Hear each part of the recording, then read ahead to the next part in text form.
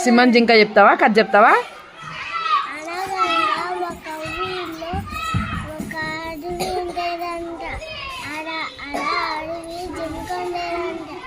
ఆ జింక నారాయణ వచ్చి బాణంతో కొట్టినాడంట.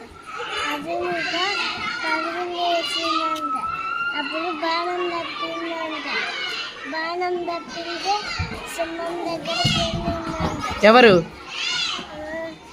జింక.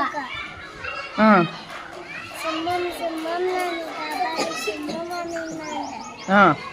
నువ్వు గుహలోకి వెళ్ళి నన్ను తాళం వేసి గేట వస్తుంటా నిన్నంట. అంటే సింహం తాళం వేసి తీసుకునేది. అప్పుడు నారాయణ వచ్చి సింహం చూసి ఇంకా పరిగెత్తినాడు. ఇంకా తాళం తీసింది. అందరికీ థ్యాంక్ యూ.